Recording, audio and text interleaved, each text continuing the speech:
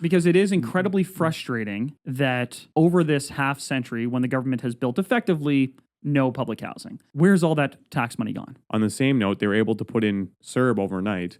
Totally. And they're able to fund billions and billions of dollars there, but they're unable to build apartment buildings that everyone can afford. And they're able to get CRA to now claw back a lot of CERB and investigate and audit every little last detail. So don't tell me that you can't make this happen. We need a ferry from Bedford to Halifax. Okay, right? They've designed a $14 or $18 million ferry terminal there. Or maybe could we have done with $18 million worth of affordable housing? Do we want the housing? It seems like a no. When I was broke, I had rich habits. When I was broke, I had rich habits. I'm going to go on a little rant here, what else is as new? I sometimes do. Sometimes. Most times. I actually have a lot of respect for journalism. I think journalism is important, and I'm one of those people that's actually sad when a newspaper shuts down. And I genuinely feel we need to differentiate between journalists and entertainers / influencers / podcast people. I think journalism deserves that credibility. Some respect. It does. The problem is it undercuts itself left and right, and we've now reached this point where I don't want to go down this whole fake media, blah, blah, blah, blah, blah. But like, there's clear bias in the media. And there used to be this old adage of, there's no cheering in the press box, which came from sports. Like if you were a sports journalist, you were not allowed to cheer for one team over another. Yeah. And that was just like the bare minimum expectation for sports. Yeah.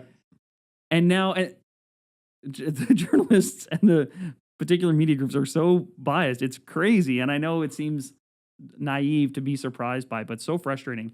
And the reason I'm mentioning this is because there was an article sent to me, and I won't say who it was sent to me by, and it was a CBC article. You can tell where I'm going with this. Yeah, I think I do. And it's about rent strikes. And, okay. Yeah, that's what I got in my hand. Continue. But what I want to highlight is, and people are going to think this is odd, and maybe this is because at one point in time, I got a master's degree in arts. Like you just rolled your eyes. That is the appropriate reaction. That is the appropriate reaction. I didn't roll my eyes. I swear I didn't.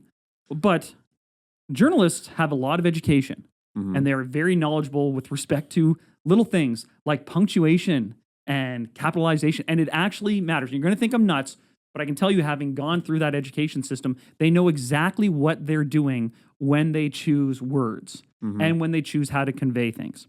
So this particular article was talking about these rent strikes that are happening in Ontario. And to highlight, there are 200 strikers in some high-rise complex.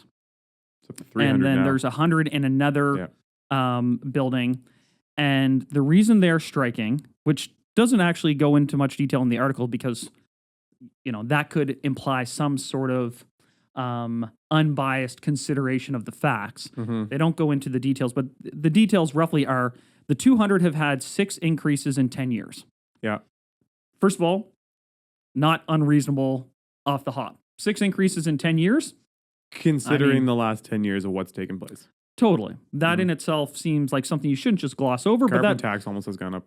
Yeah, that warrants some analysis of, well, what were those increases over those 10 years and how does that compare to the market? Because 6 increases in 10 years is actually, it's not 10 increases in 10 years, which would have been the minimal allowable or the maximum allowable. The other 100, that's at the 200 units. The other 100 have had an increase of almost 10% in the last 2 years. Almost 10%. So somewhere around, let's call it 9% roughly. Total? Over the last 2 years, which means they have had, one increase last year and then there's a new proposed increase. So they haven't even gotten the second increase yet. They're fighting it. 10% over 2 years. Let's think about it in the broad context of inflation. Nothing else in the world has only gone up 10% in 2 years. So we can talk about what's fair, what's not fair, but just putting on our reality helmets for a second, nothing else has only increased 10% over the last 2 years. Yeah. Having said that, the rental cap in Toronto right now, which is laughably, or in Ontario, which is laughably meant to address inflation and to go with inflation, it's set at 2.5% this year. Yeah. Which is a joke. Yeah. But that's what the rule is. But you can apply for something called an above guideline increase. Yep. AGIs.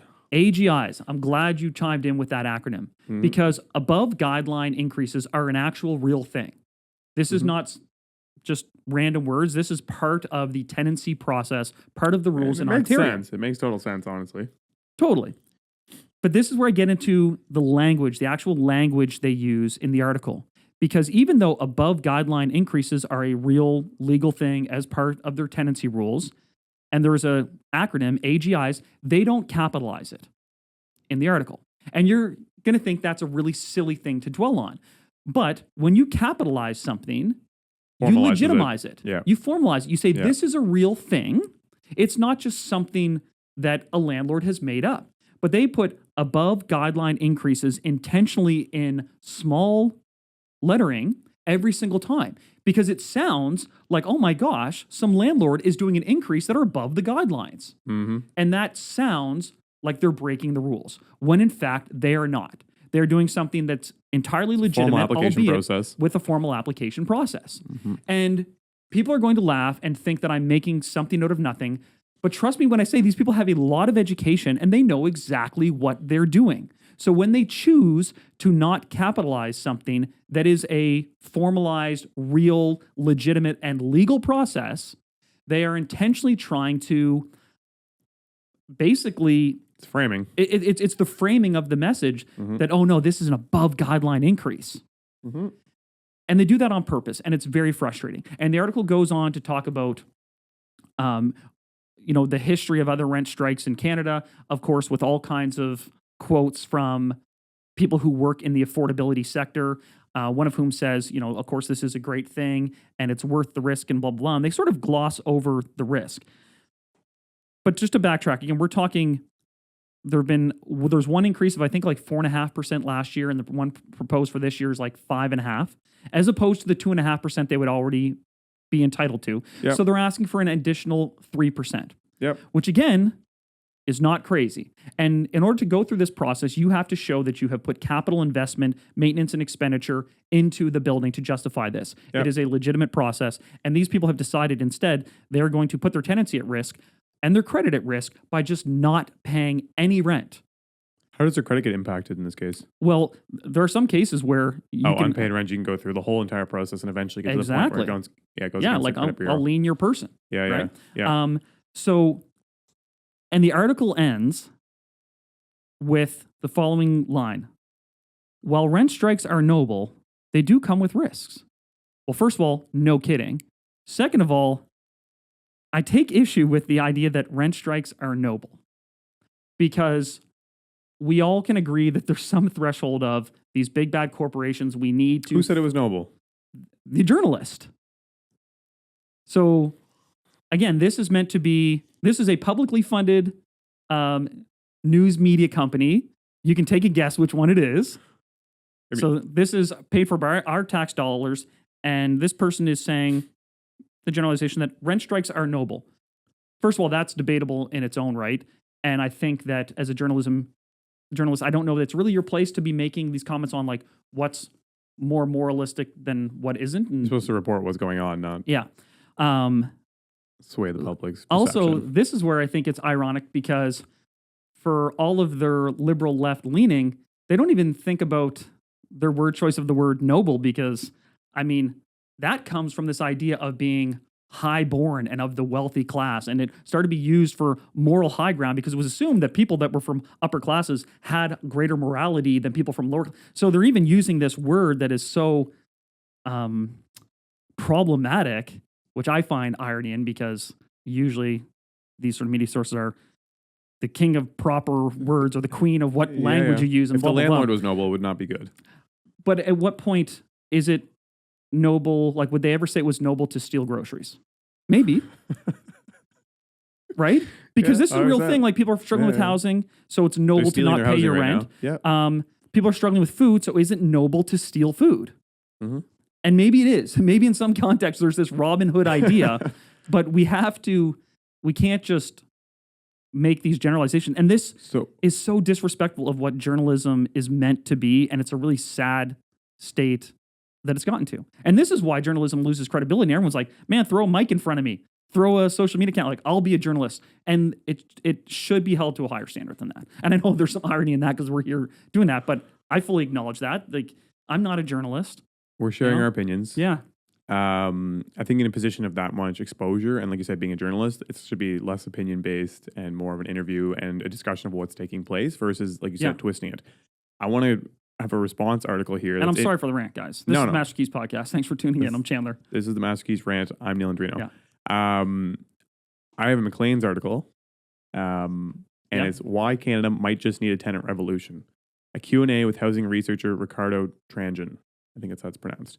Anyways, this actually responds, and Ricardo says he doesn't feel that there is a crisis, which is very controversial. And so they ask him why. Tricky Ricky over here. Tricky Ricky. It says, you argue that there's not really a housing crisis in Canada. That would probably surprise a lot of people. If it's not a crisis, what is it? And he goes, we have a housing market that allows certain segments of the population to benefit enormously from real estate transactions and accumulate wealth. And this is something that's been taking place for an extended period of time. He said the government, one sec, let me pull it up. The government, basically what he's getting at is that they've set this up. He said this is a framing problem and an issue of class, not an issue of housing. He's like, our housing system hasn't suddenly failed. Instead, it's working exactly as designed. It's to enrich property owners at the expense of everyone else. The problem is that it went in a sudden overdrive during COVID. I agree. We talked about this the other day, that the government feeds off the teat of real estate. To call it a housing crisis is politically naive. When we talk about a crisis, we refer to something that was unexpected and unavoidable. But our housing market is set up to work this way. Framing it as a crisis prevents us from having serious conversations about how to find a solution. And I was like, oh shit. And it's sweet that Maclean's actually, like, because it's a Q&A, they had to write down what he said versus spinning it around. This framing also gives us a sense that most people are interested in solving the problem, willing to sit around a table and find a solution, but that's just not true.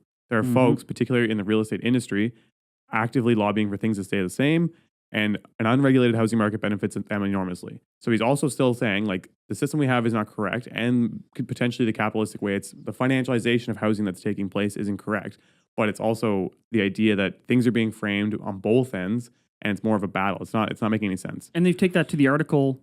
You get this stupid article on one side, and all that does is give tenants the continued idea like, oh, the issue here is bad landlords. And then you get landlords who are so jaded like, well, gosh, now I have to raise my rents over here because I can't do this over there. And it distracts from the actual issue and making actual legitimate progress. And that's what he said. So he said profit margins are high and investors are building wealth quickly, which is true. But then he also follows it with governments have invested very little in non-market housing for the past 30 years. Yep. And a smaller and smaller percentage of the population has been able to access this housing, which has put pressure on the market.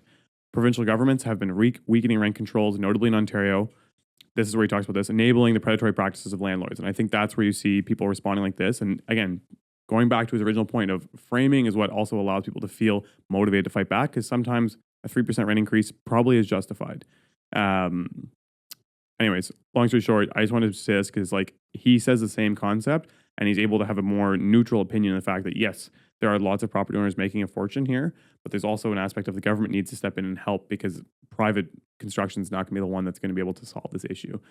And the fact that it's being labeled as a crisis is a bad way of looking at it because everyone assumes it, like you said, it was something unexpected and unavoidable when it's something that's been taking place for years and years and years. And we should have been planning for this along the line. And as much as landlords have been making money for a long time, the government has made no push to build non-market housing that could house talked about that the small percentage times. of people that are unable to afford the units that are being built. Yeah. He said, we need to politicize the housing debate in Canada. A tenant class needs to be organized and accumulate power and force to get the government to make a change. Not by not paying your landlord. You need to rally your government to actually build some housing that can be that can be affordable. I mean, I would say, where's the push for the property tax strike? Now, where's that push? Because that's a push I could get behind. That's a noble cause. That's a noble cause right there. Until they take your property. Because it is incredibly frustrating that over this half century, when the government has built effectively no public housing, in terms of actually moving the needle, they've built none over the last half century. It's a long time. Where's all that tax money gone? So why would a landlord continually pay into this thing and have their money just lit on fire while it serves a system that's continually just vilifying them over and over and over again. And then unfortunately you get this oppositional, this kind of this real antagonism where people go to the extremes, not only in their thoughts, but in their actions. And you get landlords abusing the system and you get tenants abusing the system. And then both sides throw up their hands and say, well, we can't actually have a conversation. And the media just pushes that because, I was talking about the publicly financed, taxpayer financed media. The other media, a lot of it is freelance, which means I need to write an article that's going to get clicks. Mm-hmm. And I want people to support the article and share the article. So I'm going to go all the way over to this angry side. And it's more exciting. It's more intriguing. It placates, it distracts people from actually holding the government accountable. Because here's a question. We're here based in Halifax. How long has the housing crisis really been at the forefront in our city? Let's say it started with COVID. So it's over 3 years. Mm-hmm. What has changed for public housing here in Halifax in those 3 years? Nothing. And nothing. The reason I'm looking at my phone as you're talking is I'm scrolling through this and he's just like, the government at all levels needs to come in and participate more directly. They have lots of they deprioritize profit in so many sectors, healthcare, early education, public transit. They remove profit and they're able to do it. And they're saying they can't do it with housing because it's going to have to raise taxes. But on the same note, they were able to put in CERB overnight. Totally. And they're able to fund billions and billions of dollars there, but they're unable to build apartment buildings that everyone can afford. And they're able to get CRA to now claw back a lot of CERB and investigate and audit every little last detail. So don't tell me that you can't make this happen. And their excuse was like, oh, well, we need the units to come on quickly. There's not enough time. There's not enough time. It's like, well, now it's been 3 years. So if you had started 3 years ago, there would be units hitting the market now. In fact, those units would already be occupied because you could fast track the permits. You could fast track everything that the private sector has to sit around and wait with their thumb up their ass for 2 years. You could just make it happen overnight, but you choose not to because you're more concerned with other things. Like oh man, I'm getting so frustrated. And this is getting very political, but we need a ferry from Bedford to Halifax. Okay. Right? We're bringing this home. Yep. But they've designed a $14 or $18 million ferry terminal there. In Bedford? Like, oh man, we're going to have a concert space. We're going to have this. Like, we're going to have a library and all spend the next stuff. 6 years gridlocked on the way to work because we're trying to add all these crazy things into it. But yeah, maybe just do a wharf with a ferry and then put that money towards housing. And I think, what impacts on both of these?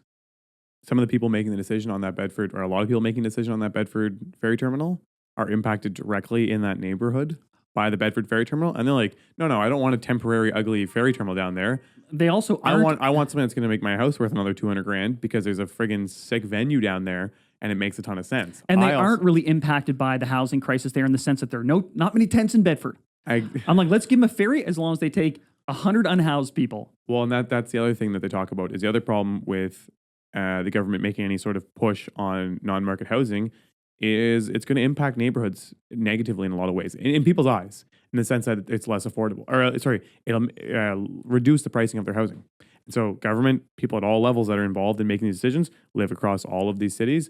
And like, well, I don't want a non-market housing apartment building at the end of my street. And they don't want property taxes going down, and they don't want transfer tax going down. They don't. Yeah. That is how. So it's going to reduce their income, but it's also, I think a lot of people making the decisions are going to get impacted by this, and they're not going to be super keen. I guarantee if you ask any politicians, like, this is an aside, I saw a reel of a guy, and he was at like some thing for immigrating or letting refugees come into their country. I think it was in the UK. And so he's going around and he was asking people that were rioting, saying like, we need to let the refugees in. We need to let the refugees in. And he said, oh yeah, like, okay, so like, can you put one in your house? I'm like, oh no, like I don't have space. And he goes the next person, and like, he's like, okay, no, this is great. Like we have one that's coming in. Are you guys able to house them? And they're like, oh, like I would, but I have like a lung issue thing and I can't have someone else. Like those are so great. And one was like, well, my sister's staying with me this week. He's like, well, how about next week when your sister's gone? Can the refugee stay with you? And like, I don't think so. Like it was just that same concept of like, these are the people that are out rioting with the signs being like, let the refugees into our country. And then every single one of them you ask to be like, can you house some of them? And they're just like, whoa, nah, I mean, no, it's like, where do you expect? I do have a good news story here. The city has spent $18 million on food Sweet. Right here in Halifax, it's going to be downtown. It's going to be for everyone. That's $18 million on food. What does that mean? It's going to be downtown for everyone. Oh, no, wait. No, I misread that. It's $18 million on pool.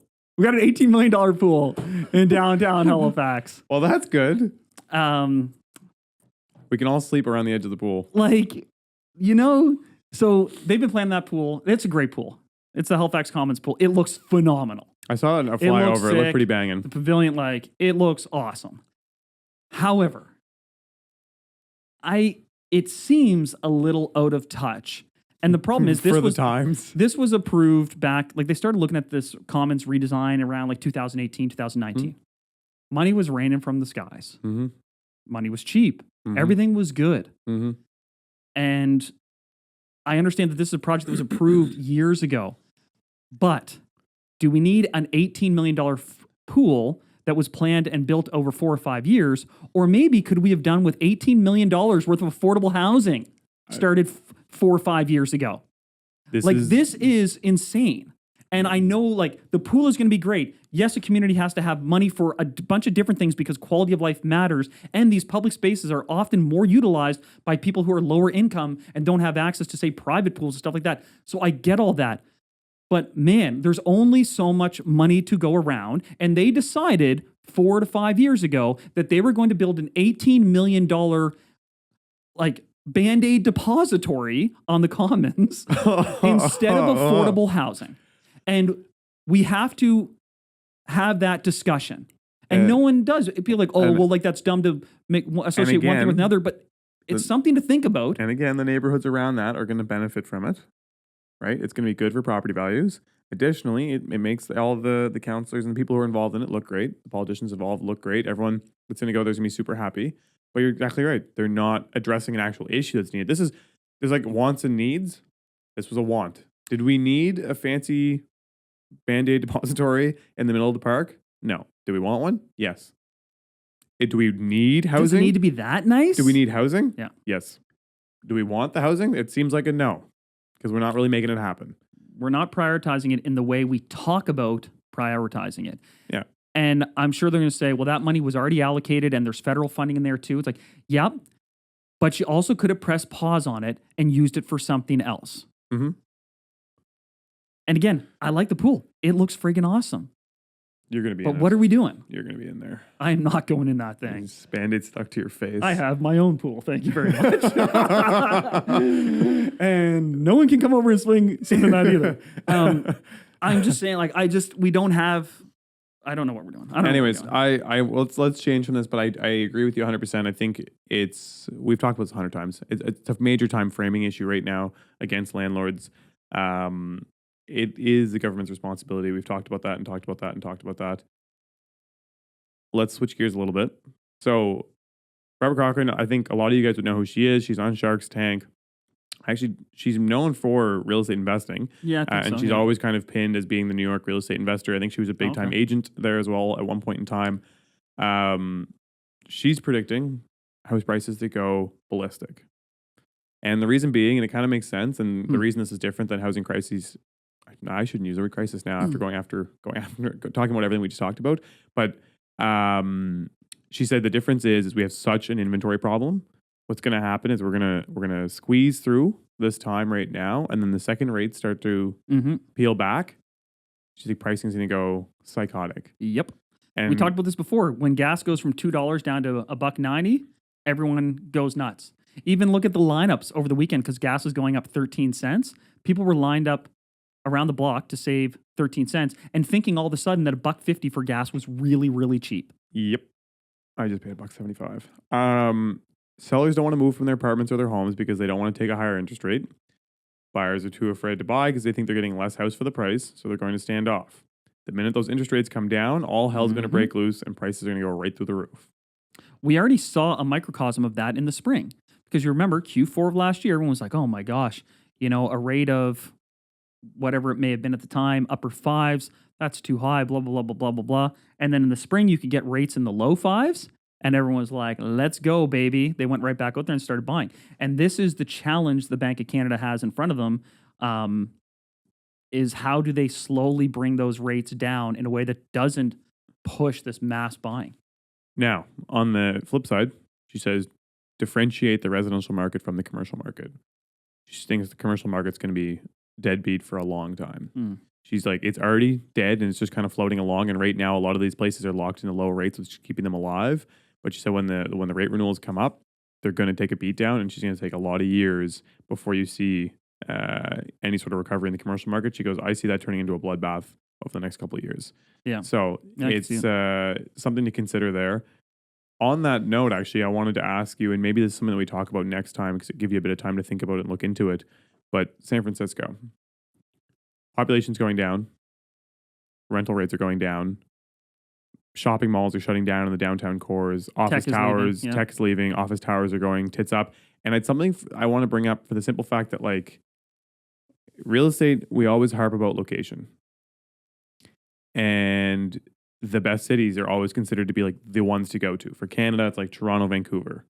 And then in the States, there's New York, San Francisco, like those, Miami's, like those are the places that everyone flocks to. And for the last 50, 100 years, prices have gone up.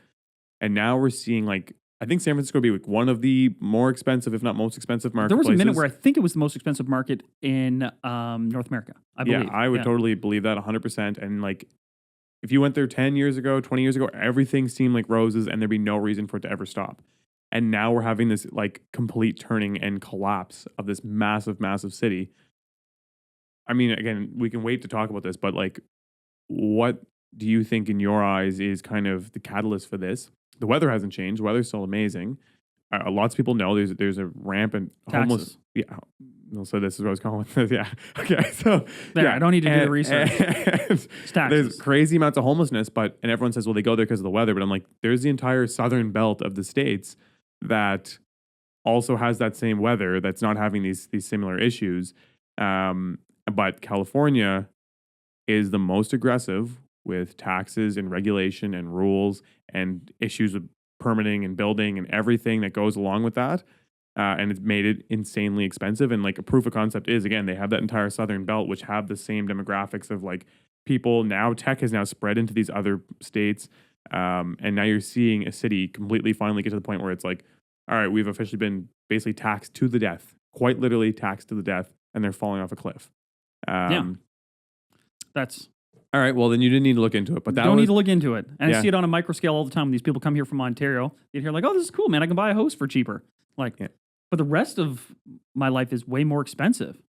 I'm good. I'm going to take off back again. I'm not. I have a colleague who they work as a teacher here in Canada, and they're looking at teacher jobs in the States, and it was like maybe a 5 or 10% pay increase. But then when they factor in the currency differential, the income taxes that they save, and then the strength of the dollar, it worked out that they were making about 70% more. So as a teacher here, they're making in the mid 50s. And when we did the math, the equivalent for them by being in the States is they were almost making 6 figures. Like they were able to live comfortably down there, have a car, a place, actually like have extra cash, the whole shebang, versus here, like couldn't cover rent. I think I've said this before. I don't know if I've said it on Same air. job. If it wasn't for my family and friends, I wouldn't live here. Staying here for me? I'm staying here for you. No, like I have extended family here. That's, my kids' grandparents, their cousins. Where would you be? I would probably be somewhere in Texas. I was gonna say Florida, man. I could see you in Florida with these friggin' shirts. I saw what was on your shirt when you came in. Oh my god! Hopefully don't look too closely at the shirt. No, I mean if it was all about providing. Do you think your skin could handle Texas? No, I'd have to have a sombrero on 24/7. But 50% of your income would go to sunscreen. Oh man, that's good. That's a good shirt. But yeah, I'm here because I still have connections that I made in high school and university. Like those are still my friend groups in a lot of cases. The boys. And all of our extended family is here. But you could. Like, I could sell my real estate here. Yes. Take the money, buy us a house, buy the grandparents both a house, once you do the conversion. Once I pay tax on getting out of the country. But you could. Yeah. Right? No, 100%. And you'd have as nice or homes, nicer too. houses for cheaper with no mortgages. And you would just move the family down there. And you know what? For one generation, it would be a little bit like, oh, this is kind of odd. We're Canadians living in Texas. The next generation, they're not going to have any idea. They're like, oh, yeah, grandma and grandpa were in a place called Nova Scotia. Doesn't mean jack to us. We're Texan now. Yeehaw. They're gonna do fireworks. Pew, pew. America, let's go. You are ready. You're mentally there. I'm just saying, like, people do that. Oh, yeah. And I'm not going to do it. I'm going to stay here. We had some I'm people on the gonna grind pod, it out. remember? Yeah, totally. They just moved. Like, it's better there, so I'm going to go there. And just sometimes you don't do it if you have family connections and it keeps you here. Yeah, but you Lana can make would like Texas. Sun all year round. I mean, she needs to be a certain amount of minutes to the causeway. Too much Cape Breton in our life. But like you can make a really easy case for this. So you look at this mass exodus. Well, first of all, the businesses leave. And then when the businesses leave, some people don't have the choice to stay or not. And we talked before that we are ultimately fighting for people, both to prop up real estate values, especially here in Canada. Yep. There's a big reliance on that. But also human capital and all of these things, tax base, et cetera, et cetera. So losing people is a death knell for a state, especially a state that's very expensive as it is and is reliant on these big expensive real estate projects and the tax revenue and all the stuff. So they're shooting themselves in the foot. They had a good run and now they're going to undercut themselves. And we're all balancing this stuff, man. Now, what was the point of me saying this? It wasn't to say that do I think Vancouver or Toronto is going to collapse, because I think we have a different economy here, propped up on false mortgages and government incomes that I sound economic principles. The old, what did you say? False mortgages? Yeah, false mortgages and propped up government sector jobs. Yeah. Wow. Those are some beautiful, beautiful fundamentals And of, so I of a think sound economy. I think those will sustain the economies of those cities for us. But I just wanted to point it out because it is definitely something to consider in your head, because it gets to a point where things get so expensive. San Fran's insanely expensive. And like you said, it gets to a point where it pushes companies out too. But I think, again, Canada's buffered from that because we already pushed all the companies out. We also... So if we're still surviving, we never really had them to begin with. We also, in the States, they have a lot of big cities. We have two. Yeah. Right? So there's less substitution. It is much easier for a corporation in the States to move from California to Texas than it is for a company to move from Toronto to, where are they going to go? Fredericton? No disrespect. Like the Fredericton is not on the same international scale as Toronto would be. You can't move your headquarters from Toronto to Fredericton, really. But you can move it from California to Texas. No beef on Fredericton. Last point, and I'm not trying to harp on taxes or anything. It's a Canadian point. I just got back from Calgary. Calgary's having a big growth wave. Obviously, oil and gas did really well for the last couple of years. In general, Canada's having a ton of immigration. So like every other city, they're growing. I've been going there 5 times a year for the last 7 years. And so I'm fairly like comfortable with the streets when I drive around. The pace at which they are addressing their issue is so fast. Like we're going on about Atlantic Canada because we live here and we're seeing it and we're used to nothing taking place. We're like, this is insane. There's buildings everywhere going up. I drove around there. They have the same, like, if not more density of buildings going up everywhere you go. And nobody really blinks an eye at it. Their cost of construction is lower. People's take homes are higher. And they're just like, yeah, we had a housing crisis. Like we started talking about a year ago. And so we're addressing this. And literally, as I'm going down drags, like it would be the equivalent for, I think most of our listeners are local, so it'd be like equivalent of like Portland Street or something like that. Literally, I kid you not, 80% of the single family homes on that street had a big billboard in front of them, proposed development, proposed development, proposed development. Mm-hmm. And every second house was pretty much torn down and there was a building going up. Mm-hmm. And I'm like, they're already outpacing us, I feel like. I have to find the stats, but they're just like, yeah, we needed housing, so we're filling this thing in, and they're going to fill that up. I guarantee you they'll be out of their housing crisis in a couple of years because they're building at such an expedited pace, and they have all the resources to do it. And again, my bigger thing is the average person on those sites is making more money than the average person on sites on this side of the country. Yeah. and they're building for less money still. Like I just was blown away because again, I've been going down the streets for so long, and Well, I it's saw them as because we talked residential about this neighborhoods, and now they're before. just apartment buildings. Yeah. The most money made off of a development is the government through taxation and fees. Oh, there's less, right? So Insanity. here it would probably be around 30%. Even if out there it's only 20%, that's a 10% margin on the cost of construction right there. Right there. Last And their petroleum-based products are cheaper, so there's going to be that too. so I bought a boat, so I had to get a bunch of boat crap. My option was to buy it online because we don't have any stores here. So the option was buy it online from the Calgary store, but then I had to pay. I shouldn't even be talking about this, but pay local tax and shipping, or I could just go there and I bought everything, and it was like I saved like $500 by buying it there, and then I just put it in my check bag. I got a check bag and brought it home. You brought a boat in your check bag? No, my surfboards, all the accessories that go with it. Okay. Like, and I was like, this is insane. Like, that's one purchase I made, and I was like, if I was here full time, every single purchase I make, $500 on every purchase. Yeah. your car. Yeah. You saved the 15%. Mind blown. Anyways, Alberta's sick. I shouldn't be piping it up, and just I think we're all on a frustration level. But before you get into inflation, Yeah, because we got to wrap this up. yeah, we do need to do. StatsCan has a scale based on inflation relative to 2002. So in 2002, they set the bar at 100. So if all the prices were $1, that became the bar of 100. And since then, now they peg things against that to see how things have inflated since 2002. Since 2002. 2002, Okay. 21 years ago. There is one sector that's at 97.9. So that means Housing. they've gotten cheaper. Oh. I thought you meant has gone up by 97%. No. Like, for example, food's at 184.6. Solid. So Price of bananas. And I'll give you this. The average for all items on the list is 157. Okay. Yeah. So something is at 97.9. And this is an industry, not just a singular item. It's not like Bic pens have maintained their Okay. 99-cent costing. And you're about to ask me what it is. I need to know what it is. Okay. What? Is it It's like something that we use every day. it's material? Like I mean, there's material involved in it. Everything has material involved in it. It's a physical item. It's something we use every day. Something you have lots of. sex appeal. Since 2002, that has shrunk to 34%. The numbers are in. I peaked just out of high school. It's been downhill since. Speaking of which, I was looking at a picture Atlanta posted yesterday of you with the long hair and all the muscles. You can even see in the picture I was pretty jacked. Yeah, It's only yeah. from like the traps. I could see exactly. I could see your traps in your shoulder. 97%.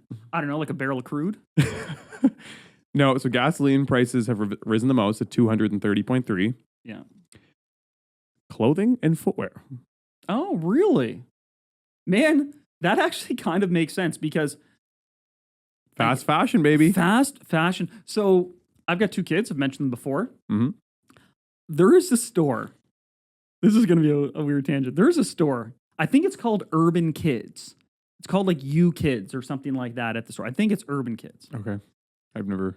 Everything in there costs like $5. I'm not kidding you. It is messed. I went in there for amazing. It is amazing. I don't know how it's physically possible. There's some underlying labor sketchiness in there somewhere for sure. Without exaggeration, I bought each kid 7 articles of clothing. So that's 14 total articles of clothing. Guess what my bill was tax in? $84. $86. $86. I am not sponsored by You Kids. Chandler's in the store holding the double XL for kids. He's like, do you think I can fit in a... So I bought a couple things for my wife. I was like, She's Lana petite. definitely fits in there. It is mind blowing. I go up and the lady, she's like, that's $86. I'm like, how? How is this possible? But it's true. Even when I think of like a pair of Jordans, when I was working at Cleves back in the day, like I think the Jordan 23 might have come out at the time. No, it wouldn't have been 179. that high. It was like, it might have been 279. The one that came in like the briefcase. Yeah. Oh, yeah. And Still today. now like a pair of J's, they're kind of in there in the mid hundreds. Yeah, that's interesting. Now- Interesting. There are some asterisks. Lululemon has been able to consistently raise prices, but they did say basically what it is majority of the market is full of fast fashion, which has basically leveled the playing field for pricing. And then there's specific brands that have created Oh yeah, micro-market, like high-end fashion for sure. Exactly. Yeah. High-end fashion Yeah. has actually outpaced everything. Yeah. And so luxury goods have continued to outpace stuff. But things like H&M and Uniqlo they have on here have stayed and kept that level down. But Yeah, that's anyways, true, man. Interesting. Okay. so So thought that was we interesting to see. yeah. I don't know. There's got to be something sketchy going on. I don't know how you can make I a do t-shirt think- for $5. Since we're on that tangent, I do think a lot of places that have kept their clothing the same price, the quality has gotten worse. I will say, like these jeans I'm wearing right now, I probably should be careful what I say, but American Eagle. I bought these from American Eagle like probably 5 or 6 years ago. Might have been still in university. So like 7 years ago even. And I wore that first pair for 5 years. They didn't fade. I remember a ton of people used to ask me like, how do your black jeans not fade? I was like, oh, these are great. And then finally they ripped. I continued to wear them for like 2 years with a giant crotch hole. And so Does it then, look cool. well, no, having your junk hang out is not cool. But I'm just too cheap. And then finally, girlfriend says you gotta switch these out. And so I was like, oh sweet. Well, I'll go on American Eagle and see if I can find them again. Sure enough, I don't know if you guys know, but American Eagle doesn't change their product lines. They still sell the same jeans. So I ordered another pair. I was like, perfect, same size, same jeans. Like guys like their jeans and they don't want to change them. Totally. So I was A super happy multiple with pair that. of the same jeans. Exactly. From Mark's Work Warehouse. There you go. And so these came. I've had these now for maybe a year, maybe less. They're completely faded, Mm. and I'm not going to show it on camera, but the hole is back. And they Yeah. only lasted a year. And the last pair lasted 5. Same with this belt. I bought the same belt. I had this belt for 5 or 6 years, no issues. So I bought the exact same one, and now the leather's cracked, and the thing's all busted, and the like. Yeah, that's similar to like the I think- shrinkflation stuff. I looked at my Reese's Pieces the other day, and I'm like, man, those little UFO things are getting smaller and smaller and smaller. Okay, we got to wrap this up. But just to Anyways. finish on inflation, so there was some, I guess you'd call it good news that came out that the inflation numbers for May were 3.4%. That was really good That's news. really good, right? The target, we talked about Bank of Canada has one mandate, and that's essentially to keep inflation down. Their target is always between kind of 1% and 3%. They were talking that they would get it under 3% by the end of the year. That seemed optimistic, but here they are at 3.4% for May. A reminder that some of what we have going on here is that they're comparing this May to last May. Which shit was psycho. It was psycho. So we're still probably up a good, I don't know, last May, inflation was probably around 7%. So we're still up about 11% from 2021, but year over year, we're only up 3.4%. That is good news. That would suggest some relief from potential further Bank of Canada rate increases. However, I think the next Bank of Canada meeting is on the 12th, and most people are expecting that there's going to be another 25 points. So if you're on a variable rate, there you go. You're going to get another 25 points here probably in a week. But 3.4% for May is That's really promising. good. Yeah. If you remove the increased interest cost of mortgages, what do you think the inflation rate is? I saw your paper. Ah, damn it! I can't you're even cheating try. off my I notes. can't even try and lie now. 2.5%. 2.5%. Yeah. So almost a full percent, or roughly in this case, 33% of the overall inflation is purely because the interest rates on probably 1/3 of Canadians have gone up. And Which means they really can't get it to go too much lower because 2% is kind of the pegged number. yeah, but I mean, that's part of the overall inflation True. bundle, right? But they're going to raise those rates again, perhaps here soon, which is going to put that 2.5% probably up to around, or that effectively a 0.9% up to a full percent or even a bit more at the next reading. So the problem they have, though, is like you highlighted, if the Bank of Canada went out and said, actually, we're going to take it down 100 points, people would be lined up at the bank to get what they now perceived as cheap money. But it's not a want, it's a need. We need housing. That's why people are going to line up there. That's Totally. what I think they're going to have to develop some sort of system whereby, and people are not going to like this, Uh-oh. new construction gets cheaper rates and better rate terms because we need to get this stuff out of the ground. And unfortunately, the government doesn't seem to want to lose their piece of the pie, which Yeah. is all of their tax and their fees, because that would be the easiest thing to do. You just get rid of the taxes and fees on new construction, and all of a sudden, you'd get a boatload of new construction. But the governments don't want to do that. So instead, they will just do all this rigmarole and this fancy stuff and amortizations and all this to keep this facade going. but they're going to do something, I would hope, here soon Like a to new spur on construction, new construction. a new construction CMHC program for home buyers. They already have that, but it'd be It's gonna making have it to even be- better. It's going to have to be something lucrative. Yeah. But anyway, Interesting. so thanks for listening. We're all over the place. It's probably because we took a little time off, so we had a lot to go through here. Yeah. If you found anything interesting, please comment below. Please share it. Pass it along to a friend. Love Peace. you guys. Thanks so much for watching the episode. I hope you enjoyed it. If you did, press like. Don't forget to subscribe. But also check us out on Instagram and TikTok. You can find all the links below. Thanks again for checking us out. Broke, I had rich habits. When I was broke, I had rich habits.